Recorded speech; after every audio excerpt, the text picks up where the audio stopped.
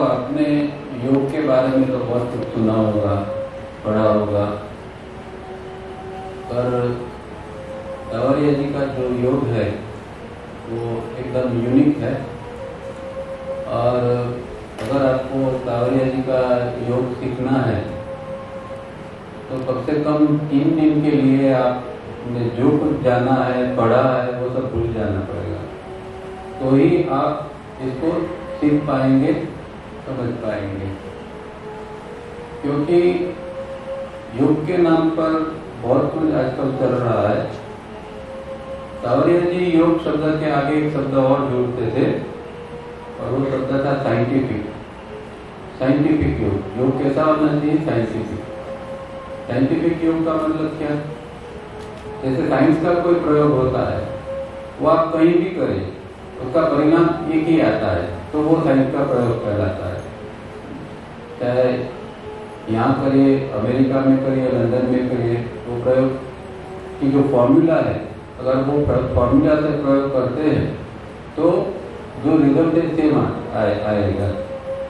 योग जो है, योग कैसा होना चाहिए कि अगर आप योग जो करेंगे, यहाँ करेंगे, अमेरिका में करेंगे या नॉर्थ पोल पर जाके भी करेंगे, सेम रिजल्ट आना। तो कांवरिया जी ने जो योग हमें दिया है उसको वो साइंटिफिक योग कहते थे, क्योंकि हम कहीं भी कभी भी कर सकते हैं और उसका सेम रिजल्ट हम पा सकते हैं। और कांवरिया जी की योग की दूसरी विशिष्टता ये है कि वो पूरे का पूरा योग जो है वो रिदम के ऊपर आधारित है।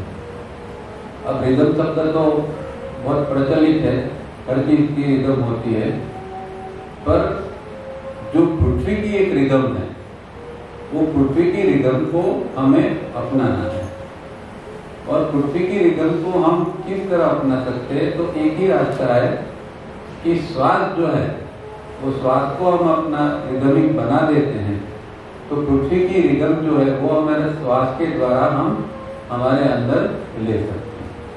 तो ये जो हम आपने नाम सुना है 3 स्टेप रिदमिक ब्रीदिंग। तो रिदमिक ब्रीदिंग क्या है कि हम ब्रीदिंग जो है उसके ऊपर पहले काम करते हैं। तो ब्रीदिंग को अगर हम रिदमिक बना देते हैं तो हमारा पूरा का पूरा जो अंदर की सिस्टम है, वो चाहे फिजिकल लेवल की सिस्टम हो या मेंटल लेवल की सिस्टम हो, इमोशनल लेवल की सिस्टम हो, सब जो है वो धीरे धीरे करके रिदम में आ जाती है। हम जो जीते बिना रिदम के जीते, और इसका नतीजा क्या है हम जानते हैं। हमारे ऊपर कोई कंट्रोल नहीं है, किसी का भी किसी के ऊपर कंट्रोल नहीं है। हम न दूसरे के ऊपर कंट्रोल कर सकते हैं, न अपने आप के ऊपर कंट्रोल कर सकते हैं। जब हमें कोई भी एक इमोशन ऊपर आता है हमारे अंदर और वो हमें खींच के इस तरह ले जाता है कि जैसे हम एक बेहोश आदमी हैं। एक बेहोश आदमी किस तरह व्यवहार करता है, ऐसे हम साइकोलॉजिकली बेहोश है। साइकोलॉजिकली हम बेहोश स्थिति में जी रहे हैं। शरीर आंख खुली है, कान से सुनते हैं, सब कुछ करते हैं, खाते हैं, पीते हैं, पर हमारे ऋषि मुनि कहते हैं कि हम सब बेहोशी में कर रहे हैं। खाना पीना जीना पूरा बेहोशी में है, क्योंकि जागृति एक अलग अंदर की स्थिति है। जब जागृति अंदर से आती है तो अंदर की स्थिति अलग बनती है। तब व्यक्ति को बहुत सारी चीजें समझ में आती है, अपने बारे में भी समझ में आता है, और तब उसको पता चलता है कि मैं अब तक जो जीता था वो बेहोशी में ही जीता था। इसीलिए ये योग का प्रयोजन ये है कि धीरे धीरे करके हमारे अंदर इस तरह की जागृति बढ़ती जाए और हम नए आयाम से जिए। हमारा जो अभी आयाम है, हम जो जी रहे हैं, उसे कुछ और आयाम से जीने का प्रयत्न करें।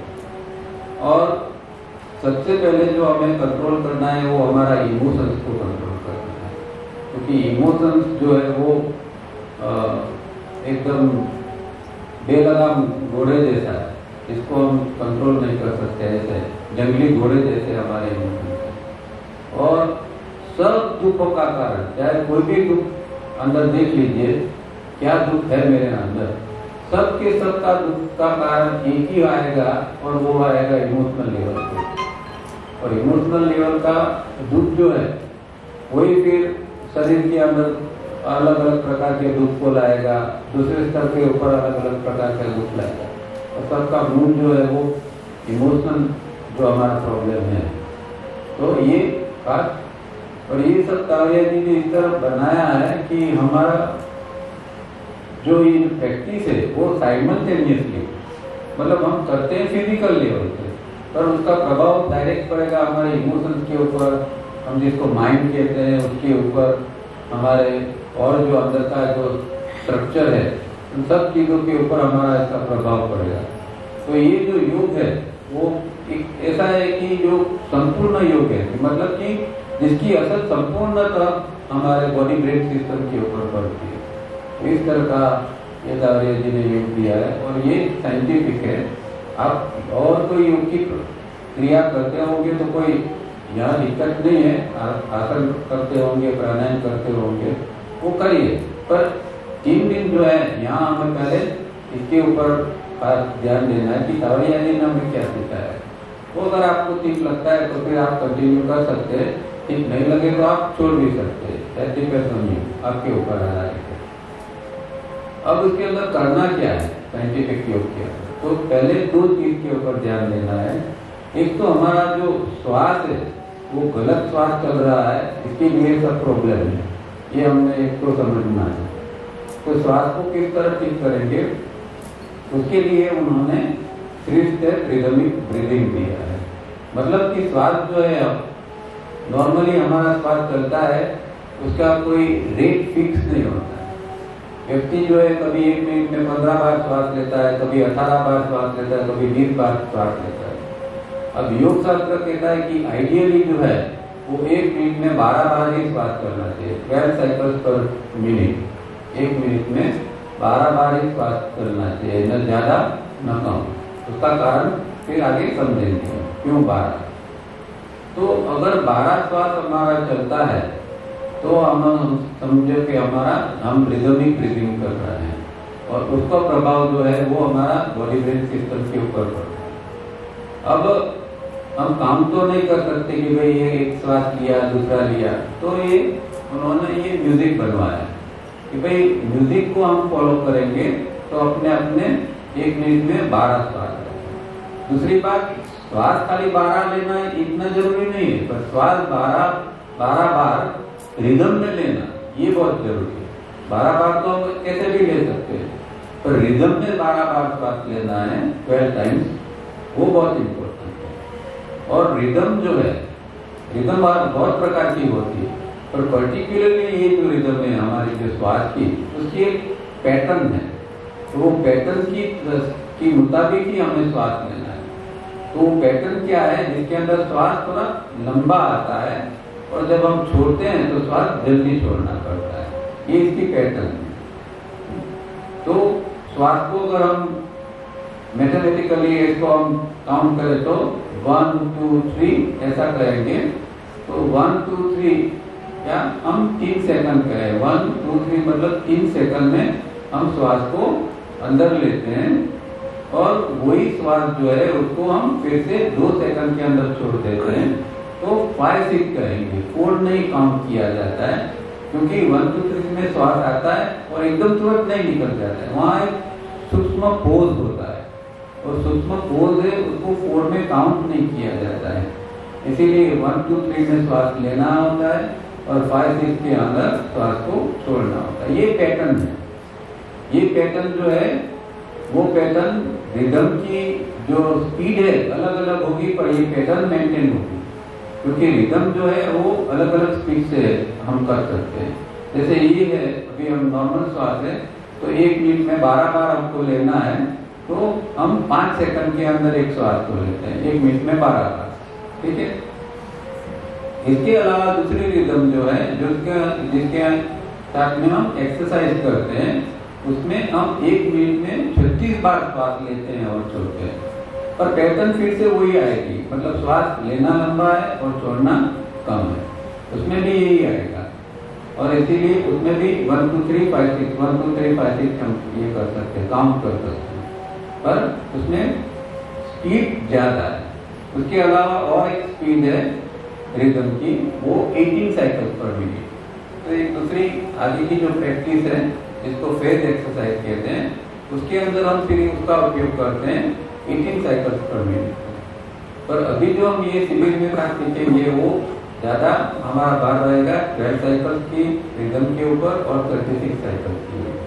12 साइकिल्स की रिदम जब हम उपयोग करते हैं तो खास समझना उसको हम 3SR भी कहेंगे, 3 स्टेप रिदमिक ब्रीथ। और जब हम 36 की रिदम का उपयोग करेंगे तब उसको हम कहेंगे रिफाइनिंग एक्सरसाइज। रिफाइनिंग का मतलब क्या? शुद्धि। अब किसकी शुद्धि करनी है? प्राण की शुद्धि करनी है, पूरे का पूरा जो है सबकी शुद्धि करनी है, चाहे वो शरीर है, चाहे मन है, हमारा भाव है, सबकी शुद्धि करनी है ना। क्योंकि शरीर भी बिगाड़ दिया है हमने, क्योंकि ना हम खाने पीने में ध्यान रखते हैं, न कोई टाइमिंग का हमारा ठिकाना है, तो शरीर और उम्र बढ़ती है तो वैसे भी शरीर बिगड़ता जाता है। तो शरीर जितना होना चाहिए एक जितना हेल्दी होना चाहिए, क्योंकि हेल्थ की भी एक डेफिनेशन है, तो हमारा शरीर जो हेल्थी, जिसको हेल्दी रियल हेल्दी कह सके, इतना हेल्दी नहीं होता है। तो शरीर को भी हमें हेल्दी बनाना है। जो हमारे अंदर जो भाव है वो तो हमने अभी देखा कि एकदम इम्बैलेंस है भाव के अंदर, उसके अंदर बैलेंस लाना है। हमारा माइंड जो है भटकता रहता है हमेशा। आपका शरीर यहाँ बैठा है पर 1 सेकंड के अंदर चला जाएगा, घर चला जाएगा, कहीं और चला जाएगा, कल क्या करना है वहां चला जाएगा। हाँ, कभी भी वो स्थिर नहीं रहता है। जहाँ शरीर है वहां मन रहना चाहिए, उसको हम ध्यान कहते हैं। ध्यान का मतलब क्या? जहाँ शरीर है वहां मन है। और अध्यान क्या है? जहाँ शरीर है पर मन कहीं और चला जाए तो वो अध्यान की स्थिति हो गई। तो धीरे धीरे करके हमें ये मन को ट्रेन करना है कि हम जहाँ है हर समय वहां मन भी हमारा साथ में रहता है। तो ये सारी जो चीजें हैं वो हमें रिदमिक ब्रीदिंग और रिफाइनिंग एक्सरसाइज दोनों करने से धीरे धीरे करके शरीर सुधरेगा, मन सुधरेगा, हमारे भाव बैलेंस में आएंगे और फिर जीने में मजा आता है। एक रुग्ण शरीर होता है तो क्या जीने में मजा आता है? हमारा अनुभव होता है कि खाली छोटा सा सर में दर्द आता है तो कुछ करने के मजा नहीं आता है। आप टीवी भी नहीं देखोगे, सर में दर्द होता है कि भाई मुझे सो जाता है। एक छोटा सा शरीर के अंदर प्रॉब्लम आता है तो मन डिस्टर्ब हो जाता है। तो पहले तो हमारे शरीर की सुखाकारी चाहिए हमें, और इसके लिए हमें ये सब प्रैक्टिस को अच्छी तरह हमें करना है। और रिदमिक ब्रीदिंग क्यों दिया है कि आपने सुबह में एक्सरसाइज वगैरह कर लिया, या मान लो कि आप कोई दूसरा योग करते हैं, इससे आपने कुछ ध्यान कर लिया, कुछ कर लिया और कुछ अंदर थोड़ा सा बैलेंस बना दिया, थोड़ा अंदर एक अच्छा मूड बना लिया। पर प्रॉब्लम क्या होगा, इसको आप कितने समय तक मेंटेन कर पाओगे? आपने देखा है कि आपने जो सुबह में कुछ करते हैं हम, तो एक थोड़ा अच्छा मूड बन जाता है, पर कितना समय टिकता है वो? और क्यों नहीं टिकता है? क्योंकि कुछ सपोर्ट उसको चाहिए, वो नहीं मिलता है। तो सपोर्ट हमें किसको क्या देना है? ये रिदमिक ब्रीदिंग से सपोर्ट देना है। तो सुबह में एक्सरसाइज वगैरह तो कर लिया, अब दिन भर में साथ में थोड़ा ये रिदमिक ब्रीदिंग भी करते जाएंगे, चाहे कामकाज करते हैं, कुछ भी करते हैं, थोड़ा रिदमिक ब्रीदिंग भी होता रहता है। तो जो स्थिति है उसको हम मेंटेन कर पाते हैं। हमारा बैलेंस तब टूटता है जब हमारे साथ रिदम नहीं होती है। जब रिदम होती है तो बैलेंस टूटने का सवाल ही नहीं आता, क्योंकि एक्सरसाइज कर ली फिर दिन भर में रिदम नहीं होती है, न श्वास में होती है न कहीं रिदम होती है। कई लोग मशीन चलाते रहते हैं दिन भर में, पर श्वास उसके साथ में जोड़ते नहीं है, चलाते नहीं है श्वास को। तो क्या होता है कि श्वास जो हमारा रिदमिक बनना चाहिए धीरे धीरे करके, वो नहीं बनता। तो जितना दिन भर में आपका श्वास रिदमिक बनता जाएगा, इतनी आपकी अंदर की स्थिति बनती जाएगी। सबसे इम्पोर्टेंट हमारे लिए है क्या? अंदर की स्थिति। क्योंकि एक क्षण के लिए भी अंदर का बैलेंस जाता है तो कुछ भी हो सकता है, किसी से झगड़ा हो सकता है, किसी से कुछ हो जाएगा, कुछ ना कुछ हो जाएगा। तो उसको हम किस तरह मेंटेन कर सकते हैं। इसीलिए ये रिदमिक ब्रीदिंग जो है इसको जितना हो सके इतना हमें दिन भर में फॉलो करना है। तो ये दो चीज़ों जो है प्रारंभिक शिक्षा है तावलिया जी की। उसके आगे उसके सपोर्ट में और सारी चीज़ें भी दी है, जैसे कि रिदम की एक्सरसाइज करना है, और फिर आगे और जाओगे तो फेज एक्सरसाइज करना है। ये सारी चीज़ें जो है वो सपोर्ट में, पर सबसे इम्पोर्टेंट जो है ये ट्रिस्टेप रिदमिक ब्रीदिंग है, क्योंकि ट्रिस्टेप रिदमिक ब्रीदिंग एक्सरसाइज नहीं है। बाकी सारी चीज़ें जो है एक्सरसाइज के रूप में, जिसको हम आधा घंटा 1 घंटा कर सकते हैं, उससे ज़्यादा नहीं कर सकते। रिदमिक ब्रीदिंग ऐसी चीज़ है जिसको हम 24 घंटे कर सकते हैं। तो ये रिदमिक ब्रीदिंग यूनिक है। और आप योग की कोई भी स्कूल में चले जाए, योग के कोई भी गुरु के पास चले जाए, आपको कहीं पर भी ये रिदमिक ब्रीदिंग सीखने को नहीं मिलेगा, क्योंकि ये तावलिया जी की अपनी एक परंपरा से आया हुआ है। पहली बार हमारे यहाँ तावलिया जी ने इसको इंट्रोड्यूस किया। तो ये जो चीज़ है वो बहुत इम्पोर्टेंट है, आपको कहीं पर भी सीखने को नहीं मिलेगी। और आपने एक बार इसको सीख लिया और उसको धीरे धीरे करके अंदर उतारना चालू कर दिया, तो जीवन में बहुत बदलाव आएगा और बहुत आसानी से सब कुछ होगा। क्योंकि आफ्टर ऑल जीवन कैसा है, एक हमारा जीवन एक एक्सीडेंटल स्थिति के अंदर चलता है। कौन सी क्षण क्या होगा हमें कुछ पता नहीं, यहाँ से जाएंगे तब क्या होगा कुछ पता नहीं है। जीवन जो है एक्सीडेंट की तरह हमारा जीवन चलता है, कुछ श्योरिटी हमारे जीवन के अंदर नहीं है, क्योंकि हमारे अंदर जो अंदर एक स्थिति बननी चाहिए वो स्थिति नहीं बनती है। इसीलिए हम लॉ ऑफ एक्सीडेंट से जीतते हैं। जब ये स्थिति बदलती है तो हम लॉ ऑफ एक्सीडेंट से बाहर निकल जाते हैं और दूसरी स्थिति के अंदर जीने लगते हैं, तो दूसरे लॉ के द्वारा हम जीना चालू हो जाता है। तो उसका हमें एक और अच्छा बेनिफिट मिलता है। ठीक है, तो इस चीज के लिए हमें ये तावलिया जी ने योग दिया है, जिसको हम फॉलो करते हैं तो हमारा जीवन आसान हो जाएगा। जो घर में भी जो प्रॉब्लम्स आते हैं, शांति नहीं होती है, पूरी किट रहती है, उसका एक ही उपाय है कि घर में जितने लोग हैं वो अगर रिदम से जीने लगेंगे तो घर में अपने आप में शांति आ जाएगी। तो एक व्यक्ति रिदम में जीती है, दूसरी व्यक्ति अपने आप अपनी मस्ती में जीती है, तो कोई घर के अंदर जो एक अंदर जो स्थिति बननी चाहिए जिस तरह की, वो स्थिति नहीं बनती। तो पहले तो हमारे अंदर बनानी है, फिर हमारे फैमिली के अंदर वही स्थिति बनानी है, अच्छी स्थिति बनानी है। तो इतना होगा तो फिर हम धीरे धीरे समाज के अंदर भी परिवर्तन ला सकते हैं। तो इस तरह हम धीरे धीरे आगे काम कर सकते हैं।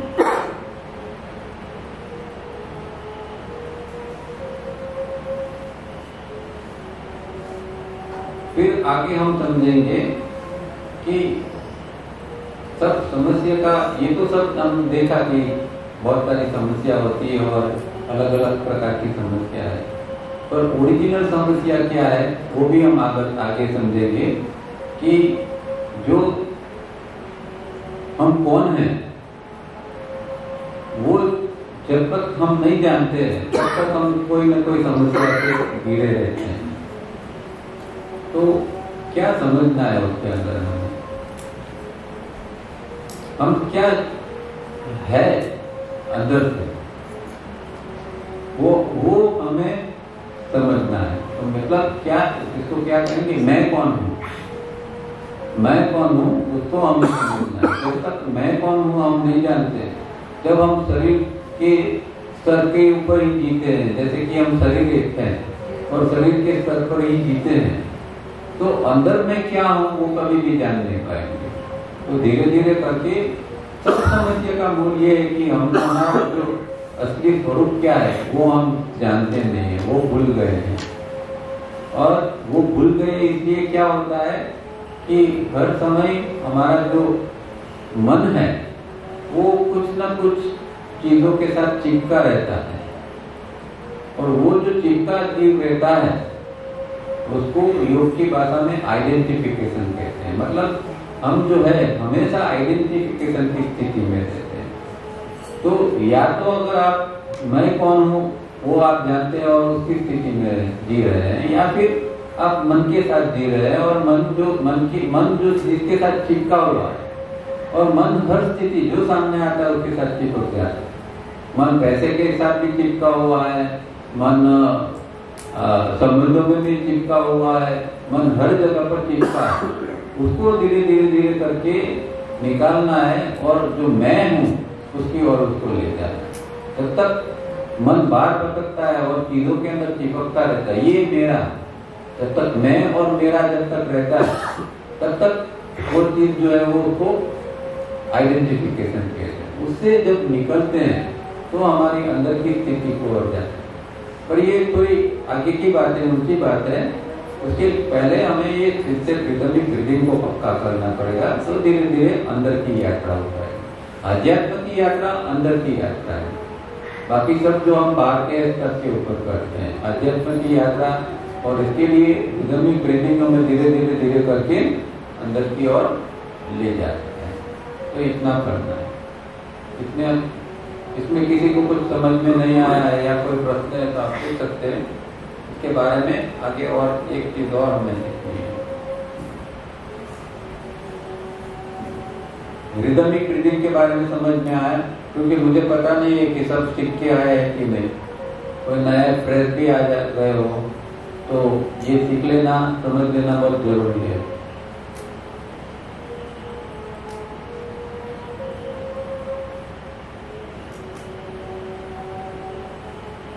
और इसमें ये सर उन्होंने 3 मतलब 3 स्टेप रिदमिक ब्रीदिंग, तो वो जो 3 स्टेप है उसमें अपना परफेक्ट हो ही जाए तो भी उसकी असर अच्छी तरह से होती है ना।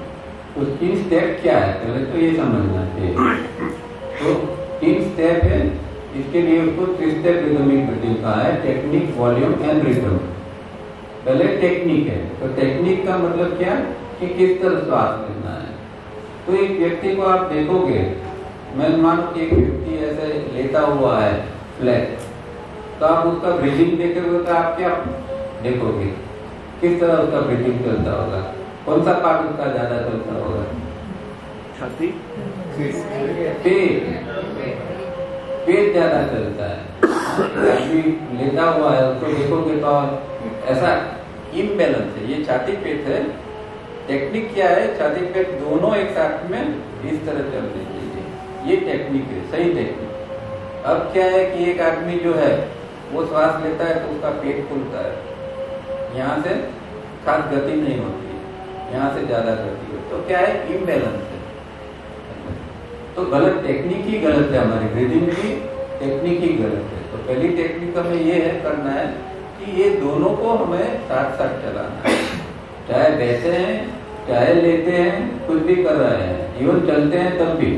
तो ये छाती और पेट जो है वो प्रैक्टिस हम करते करेंगे कि छाती और पेट जो है दोनों को हम साथ में चलाने का प्रयत्न करेंगे, तो उसको टेक्निक कहते हैं।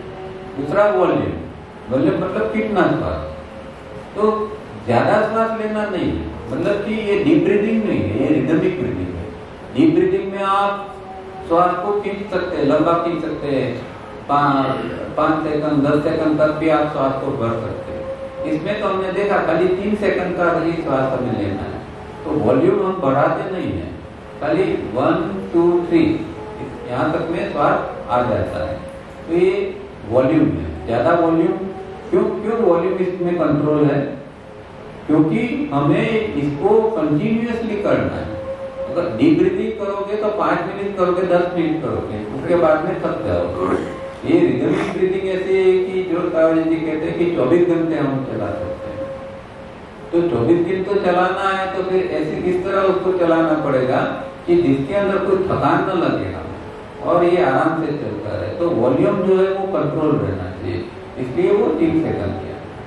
और रिदम क्या है, तो जैसे मैंने बताया रिदमिक पैटर्न है, इसके अंदर वो लेना लंबा है और छोड़ना कम है। तो दावड़िया जी एक और उदाहरण देते थे कि भाई आप समंदर के किनारे जाते हैं और खड़े रहते हैं तो देखते हैं कि जो समंदर की लहरें आती हैं, वो लहरें आती है थोड़ा लंबा और जब जाती है तो एकदम तुरंत जाती है। मतलब लहर आने में टाइम लगता है, जाने में टाइम कम लगता है। तो वही ब्रीदिंग के हमारे अंदर होना चाहिए। हमारा श्वास जो है 1 2 3, श्वास छूटता है 5 6। समंदर के अंदर भी यही चल रहा है, ठीक है। तो इस तरह हमारा ब्रीदिंग जो है ये रिदम से चलना चाहिए। तो टेक्निक, वॉल्यूम, रिदम, ये तीनों मिलके रिदमिक ब्रीदिंग है। मतलब खाली आप श्वास कहते कहते रिदम में लेते हैं तो इसका मतलब स्टेप्स नहीं, ये भी साथ में होना चाहिए, वॉल्यूम भी कंट्रोल होना चाहिए, तो एक स्टेप हो रिदमिक ब्रीदिंग होगा। समझ में? ठीक है।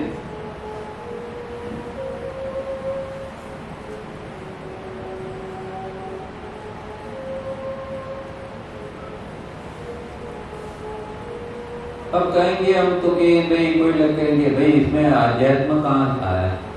ये तो सब स्थूल क्रियाएं हैं, ये करो, श्वास लो, श्वास छोड़ो, रिदम से लो, इसमें आध्यात्म की कहाँ बात आई? तो कावड़िया जी ने एक खास प्रैक्टिस दी है जो प्योर आध्यात्मिक है, और वो गायत्री की साधना है। उसके बिना ये सब कुछ अधूरा रहता है। तो साथ में हमें रोज गायत्री की साधना भी करनी पड़ेगी। और गायत्री की साधना जो है वो ये रिदमिक ब्रीदिंग के साथ में करनी पड़ेगी। तो पहले तो रिदमिक ब्रीदिंग सीखना पड़ेगा। रिदमिक ब्रीदिंग ठीक रूप से आ गया है, और उसके अंदर गायत्री मंत्र जो है उसको हम जोड़ते हैं। तो फिर वो गायत्री साधना हम रिदमिक रूप में हम करते हैं, ठीक है। तो कई लोग शिविर में आते हैं, यहाँ गायत्री सीख के चले जाते हैं, पर गड़बड़ नहीं करते हैं, तो अध्यात्म में प्रवेश नहीं होता। शरीर अच्छा रहेगा, मन अच्छा रहेगा, जीवन खत्म हो जाएगा। नेक्स्ट लाइफ में क्या मिलेगा कुछ पता नहीं होगा। नेक्स्ट लाइफ को भी इसी जन्म में कुछ नेक्स्ट लाइफ के लिए भी करना है तो हमें यहीं से करना पड़ेगा, और उसकी शुरुआत गायत्री से होगी। पर दिन भर में इतनी भागा भागी करते हैं, रात को थक जाते हैं, सो जाते हैं। हम कहते हैं कि रात को भाई सोने से पहले गायत्री करो, गायत्री करके सो, पर नहीं करते हैं क्योंकि वैल्यू नहीं है। अभी इतना समझ में नहीं आता है कि इसका क्या महत्व है। अगर आप धीरे धीरे करके करते जाओगे तो फिर महत्व उसका समझ में आएगा। तो गायत्री साधना है वो बहुत इम्पोर्टेंट है। पर प्रॉब्लम हमारे यहाँ ये है कि गायत्री के बारे में बहुत सारी मिसअंडरस्टैंडिंग है। तो गायत्री का एक स्वरूप कावड़िया जी ने बहुत क्लियर कट बताया है, और उसकी प्रैक्टिस किस तरह करनी है वो सब क्लियर कट हमें समझ में आना है। पहले तो आप गायत्री का कोई भी किताब में देखोगे, यूट्यूब पर देखोगे, तो गायत्री मंत्र को एक देवी का मंत्र, मतलब गायत्री एक देवी है, इसी तरह एस्टैब्लिश किया गया है हमारे। और गायत्री मंत्र जो है वो हकीकत में गायत्री मंत्र नहीं है, वो सवितृ मंत्र है। गायत्री तो छंद है, जो छंद होते हैं छंद की मात्रा होती है। तो गायत्री मंत्र जो है वो 24 मात्रा में है, और जो गायत्री छंद है वो कोई भी गायत्री छंद होता है वो 24 मात्रा का होता है। तो मंत्र का नाम है सवितृ मंत्र, पर क्योंकि वो 24 मात्रा के अंदर है, पूरा ओम भूर्भुवः से लेके अंत तक में उसकी मात्रा गिनते हैं तो 24 होती है। तो 24 है, इसीलिए उसको गायत्री कहा गया है। गायत्री मंत्र हकीकत में सवितृ मंत्र है, और वो देवी का मंत्र नहीं है जिसको हम परमात्मा कहते हैं, परम तत्व कहते हैं, उसका ही ये मंत्र है। परमात्मा का आह्वान करते हैं हम जब गायत्री करते हैं। तो क्या करते हैं? गायत्री मंत्र में हम परमात्मा का आह्वान करते हैं, उसको बुलाते हैं, और उसके साथ में हम जुड़ने का प्रयत्न करते हैं। क्योंकि हमारा ओरिजिनल सोर्स क्या है? जब तक हम सोर्स से जुड़े नहीं रहेंगे, एक पेड़ है, वो पेड़ किसके साथ जुड़ा रहता है तो जिंदा है? धरती के साथ। वो धरती के साथ उसका जड़ को काट दो, वो फिर उसका जीना नहीं है। अभी हमारा जो जीवन है वो जो है वो परम तत्व के साथ जुड़ा हुआ नहीं है, उसकी इन्फ्लुएंस में नहीं है। इसीलिए हम इस तरह मशीन की तरह जीते हैं। जिस तरह एक मशीन, एक रोबोट, आजकल तो ये सब आर्टिफिशियल इंटेलिजेंस से अब कुछ भी हो, जब हम कुछ अध्यात्म के अंदर या कुछ परम तत्व के साथ जुड़ते हैं, हर समय जो जीवन के अंदर घटना घटती है उसमें हम ये देखने का प्रयत्न करते हैं कि इसके पीछे परमात्मा क्या चाहता है।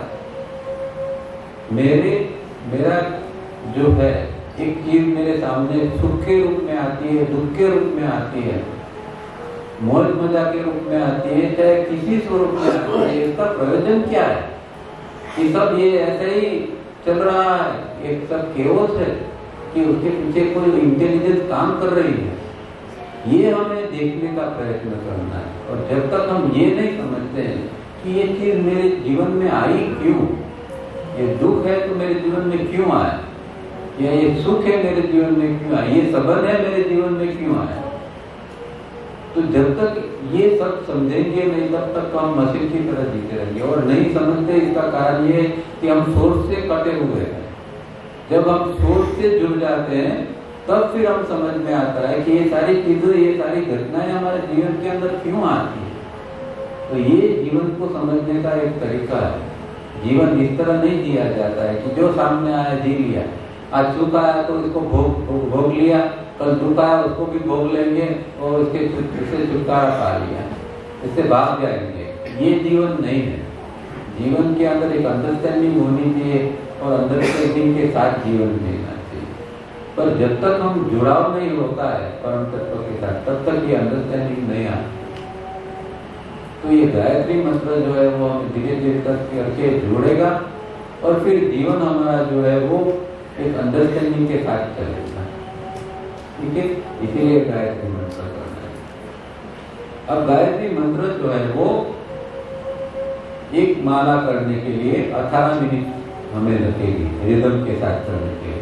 ऐसे जो लोग बिना रिदम करते हैं वो तो तोते की तरह बोल जाते हैं, तो वो तो सब मैकेनिकल हो जाता है। जैसे तोता बोलता है सीखा हुआ, इसी तरह इस तरह गायत्री मंत्र नहीं बोलता।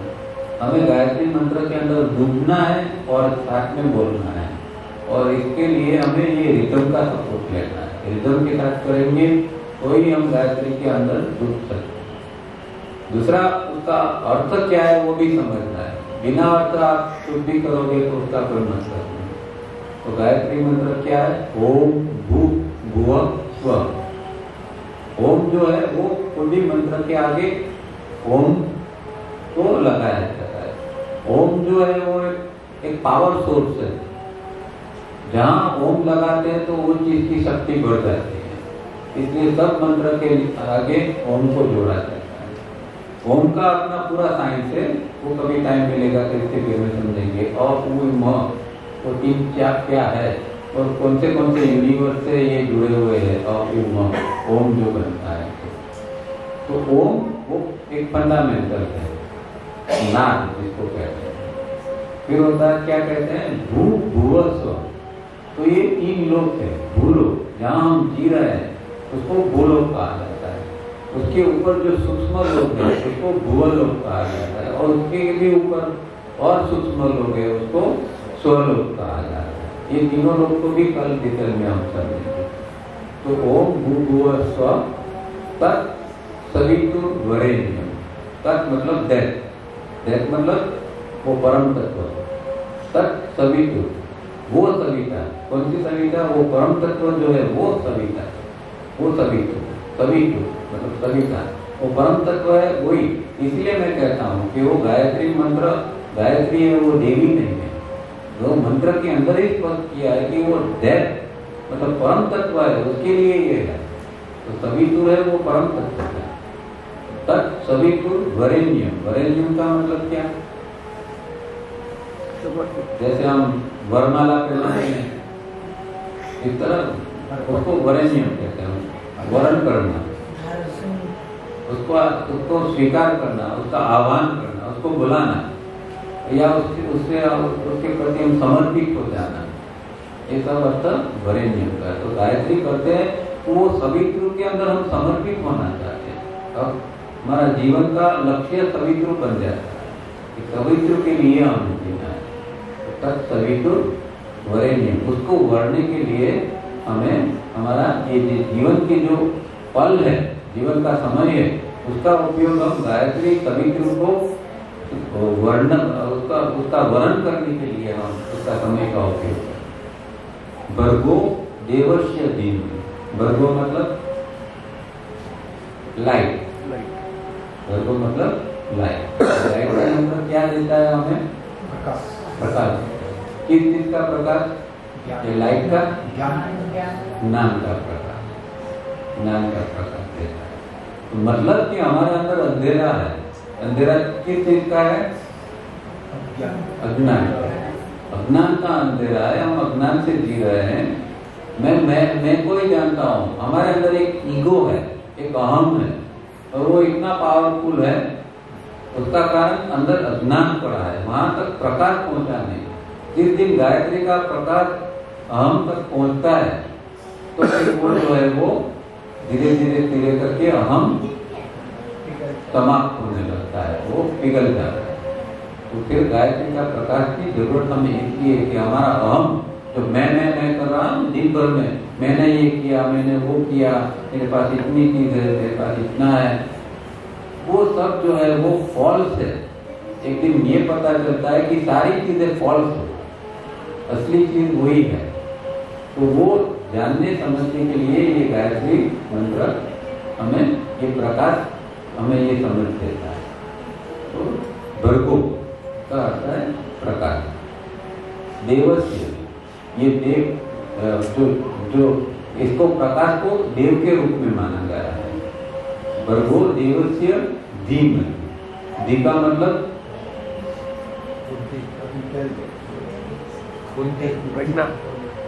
धी का मतलब जैसे कि हम कहते हैं ओम सत्यम परम धीमहि। तो एक यहाँ धी दो जगह पर है, एक भर्गो देवस्य धीमहि है और फिर बाद में भी धियो में भी दिया। तो भर्गो देवस्य धीमहि, तो ये जो प्रकाश है वो हमारे अंदर आता है और वो हमारी बुद्धि है, उसको वो प्रज्ञावान बनाता है। प्रज्ञा, धी का मतलब बुद्धि, बुद्धि को प्रकाशित, वो बुद्धि हमारी प्रकाशित होती है तो बुद्धि अपने आप में प्रज्ञा बन जाती है। ठीक है, तो ये गायत्री मंत्र हमारे अंदर प्रज्ञा उत्पन्न करती है। भर्गो देवस्य धीमहि धियो यो न प्रचोदयात्। और वो जो है उसके ऊपर हम ध्यान करते हैं और ध्यान करते हैं तो हमें प्रेरणा मिलती है। प्रचोदयात् मतलब प्रेरणा। तो गायत्री मंत्र से हम किस तरह जीना है उसकी हमें प्रेरणा मिलती है। तो गायत्री मंत्र का ओरिजिनल मंत्र क्या है? ओम सत्यम परम धीमहि। सत्यम मतलब अल्टीमेट ट्रूथ, इसको हम परमात्मा कहते हैं। तो वो अल्टीमेट ट्रूथ का मैं ध्यान करता हूँ। धीमहि का मतलब है मैं ध्यान करता हूँ। तो यहाँ गायत्री के अंदर भी जो है कि वो प्रकाश का मैं ध्यान करता हूँ और प्रकाश का ध्यान करने पर मुझे ये इस प्रकार से मेरी बुद्धि प्रज्ञावान बनती है और उससे मुझे प्रेरणा मिलती है। इतना इसका अर्थ है। तो जब हम गायत्री करते हैं तो ये मंत्र का अर्थ भी हमारे अंदर साथ में अंदर चलना चाहिए। मतलब कि एक और विचार चल रहे हैं और एक और खाली का मंत्र बोलते जाओगे तो कोई खास फायदा नहीं होगा। जितना हो सके इतना मंत्र के अंदर मन को लगा के रखना है और इस तरह मंत्र करना है 18 मिनट। इतना समझ में आया? कोई प्रश्न है? अब इसको रिदम के साथ किस करना है वो देखते हैं। इससे पहले जब हम गायत्री मंत्र करते हैं तो एक मुद्रा बनानी है, गायत्री मुद्रा। तो 18 मिनट एक मुद्रा बना के बैठेंगे हम। ये लेफ्ट हैंड है, उसका ये मिडल फिंगर और ये थंब उसको जोड़ देना है, ठीक है। और ये राइट थंब है उसको यहाँ बीच में रखना है और ये नीचे से सपोर्ट कर देना है। ये गायत्री मुद्रा है और इसको हम अपने गोद में रखना है। हाथ को रिलैक्स, ऐसा ऊपर नहीं रखना है, तो हाथ थक जाएगा तो फिर माइंड वहां चला जाएगा। उसको हाथ को एकदम रिलैक्स अपनी गोद में रखना है, पूरा हाथ रिलैक्स होना है। तो पहले तो ये मुद्रा बना लेना है। अब जब आप हम बैठते हैं पालकी मार के, तो हमेशा राइट लेग पहले अंदर बेंड करना है और फिर लेफ्ट, मतलब लेफ्ट लेग बाहर रहेगा, राइट लेग अंदर जाएगा। तो जब गायत्री मंत्र करेंगे तो राइट लेग को पहले अंदर बेंड करना है, ठीक है। तो ये पोजीशन है जब नीचे बैठ के करते हैं, तो ये मुद्रा है और ये सिटिंग पोस्चर है। अब रिदम क्या है वो हम जानते हैं, 1 2 3 5 6, ठीक है। अब गायत्री मंत्र थोड़ा लंबा है, इसलिए हमें 2 बार रिदम का उपयोग करना पड़ता है। मतलब 1 2 3 5 6 1 2 3 5 6, मतलब 10 सेकंड। एक 1 2 3 5 6 5 सेकंड का है, तो 2 1 2 3 5 6 10 सेकंड का होता है। तो 10 सेकंड के अंदर ये एक मंत्र कंप्लीट होगा। तो पहली 5 सेकंड के अंदर क्या आएगा, जैसे कि 1 2 3 है तो ओम भू भुवः स्वः, ये हो गया 1 2 3। फिर आएगा 5 6 तो तत्सवितुर्वरेण्यं। तो पहला ये आधा हो गया ओम भू भुवः स्वः तत्सवितुर्वरेण्यं। फिर से आधे में भर्गो देवस्य धीमहि और आधे में फिर धियो यो नः प्रचोदयात्। 1 2 3 ओम भू भुवः स्वः, 5 6 तत्सवितुर्वरेण्यं।